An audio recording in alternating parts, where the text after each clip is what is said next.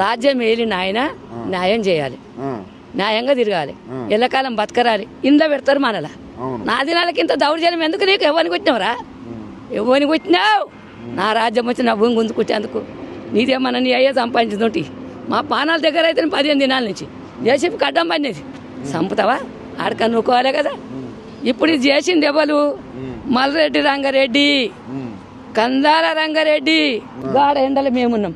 ఉంటే ఏమంటాడంటే పోలీసు వాళ్ళు పన్రి నీళ్ళు దాటాక నీళ్ళు దేనిస్తలేరు మా వాళ్ళని, బోధింటాక బోధేనిస్తలేరు. పొద్దున్న దాకున్నాం, పొద్దు దాకున్నాం. పొద్దు ముఖంగా ఏం చేసారు? ఇంత టిఫిన్లు తెచ్చుకుంటాం. నీళ్లు తాగుతా నీళ్ళు లేవు. సస్తరా సాగుండ్రి పోలీసులు డైరెక్ట్ చచ్చిపోయారు. ఎట్లుండే మంచోడు. ఈడేం చేసిండు? ఆడపిల్లలకు 2,000 ఇస్తా, ముసలోళ్ళకు 4,000 పింఛన్లు ఇస్తా.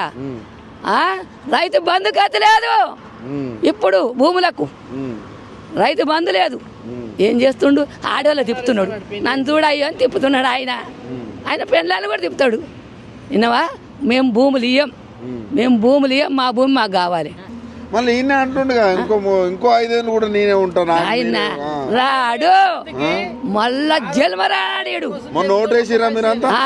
మంచితాను మన వేసినాం కొడుక. ఇట్లా అనుకోని వేయలే.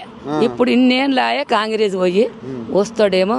ఇందిరమ్మ పోయింది, రాజశేఖర రెడ్డి పోయిండు, రాజీవ్ గాంధీ పోయిండు. న్యాయస్థానం కదా ఇందిరమ్మది, చేస్తాడు అనుకోండి. ఈ కత్తెర నా కూడా మాకు తెలియదు. మొన్న ఈడ మీటింగ్ అయిందా? మీటింగ్ అయితే టీవీలో చూపిస్తాం. మేము ఇళ్ళలో తాళాలు వేసుకొని మమ్మల్ని నెల కూడా చేసిండు కదా. ఇళ్ళలో తాళాలు వేసుకొని ఉన్నాక ఏమంటాడు మీటింగ్లో? ఇగో నా దగ్గరకు వచ్చి మా భూములు మాకు కావాలి అన్నారు.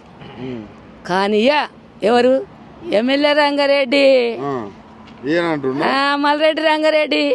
ఆయన ఏదో తొర్రూరు కాడికి వచ్చి గింత అంతుండి ఈ ఊళ్ళో చదువుకున్నాం. మనగాడు ఆయన అమ్మ చచ్చిపోయినాక కూడా ఆ ఊళ్ళో స్కూల్ ఉందా? నా ఊళ్ళో చదువుకున్నాడు. ఆయన దార్కాడ అయ్యిండు నా ఊరికి. తోలు వదిలేస్తాడట. అంతానే మేము వదిలేస్తాం. విన్నావా? మేము సూతుల మందులు అయితేనే మాకు. విన్నావా? తిండి పోతలేదు మాకు.